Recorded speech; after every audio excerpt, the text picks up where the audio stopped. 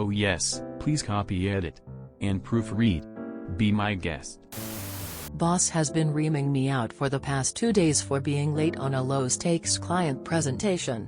Said presentation was one I volunteered for because no one on my tiny overworked team had time to take it.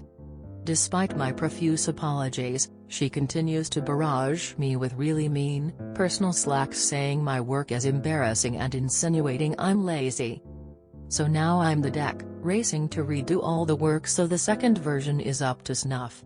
She offers to copy-edit one of the ideas to be about winter sports instead of BMX and then proofread it to speed things up. I say yes. The presentation goes out to the client.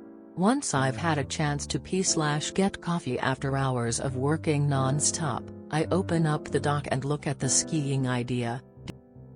Turns out crisp white powder and crisp white, the word that's formed when you lose the D in powder /, have two very different connotations.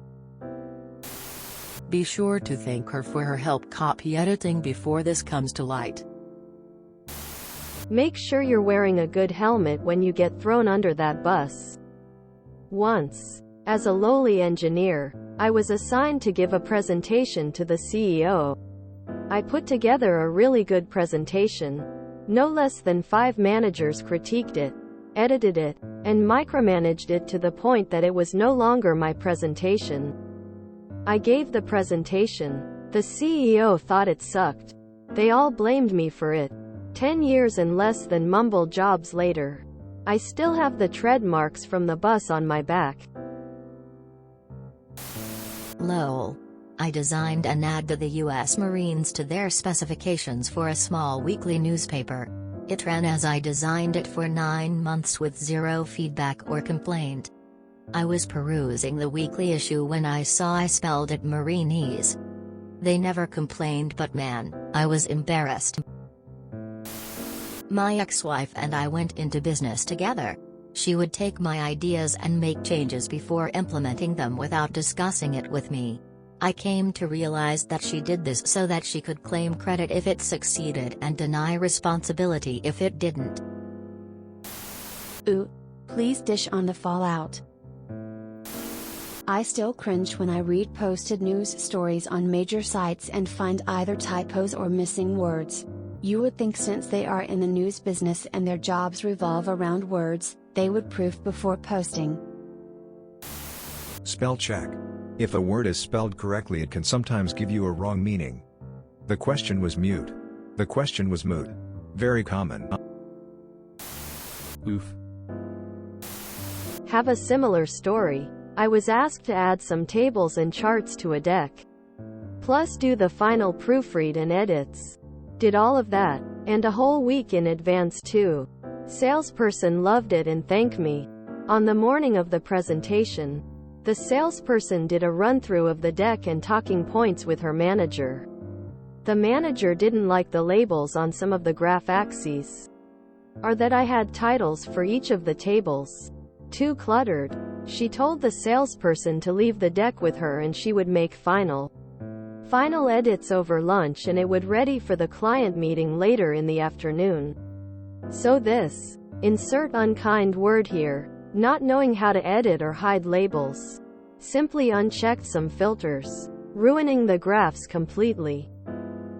To this day I don't know how the manager apparently didn't notice how the tables and charts immediately changed. Or maybe she did but panicked and didn't say anything about it. Maybe she figured the salesperson would figure out how to put the filters back. In any case, the poor salesperson went into a client meeting, super confident about her pitch, and was devastated when her data wasn't displayed properly, wasn't even there. She was mortified. She texted me for troubleshooting help and luckily I had a copy of my own and emailed it to her ASAP. Luckily the client was still impressed. And the salesperson was just a great person in general and handled the situation with a lot more grace than I would have. When the salesperson debriefed with her manager, she only mentioned technical issues and gave me credit for being able to quickly get her another copy of the presentation. She did not specifically mention tables.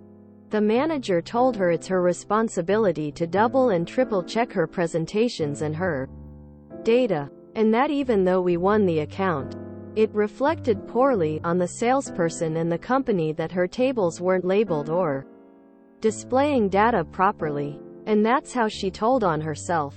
Super aggravating, but I'm happy to report that neither myself nor the salesperson work there anymore. Haha, that good. Ah ha ha ha, smiley face. I assume that you have the email where she said she was doing the winter sports. I had pretty much the opposite experience. I used to work with a Frenchman. He wrote a scientific presentation to an international conference and asked me to correct his English and make it sound like a native English speaker's paper. When I read through it, it was actually pretty good. No ambiguities. And eminently comprehensible. There were some fairly obvious turns of phrase that a French speaker would use when speaking English. And I did not change those. When I gave him the edited draft, he said I hadn't changed much. Which was true. When he asked why, I told him that I didn't want to remove his personality from the paper. In my opinion, it was a better paper because it had his own way of expressing what he wanted to say. Nerd face. Hey there, fellow Redditors. Did you know that the word karaoke actually means empty orchestra in Japanese? Imagine rocking out to your favorite tunes with an invisible band, microphone, musical notes. Let's keep the good vibes going and have a blast together, hitting those high notes and making memories. Cheers, party face, party popper. If you enjoyed this video, please check out our playlists full of similar content. Epicaricast is like doom scrolling for your ears. Please like, share, and subscribe.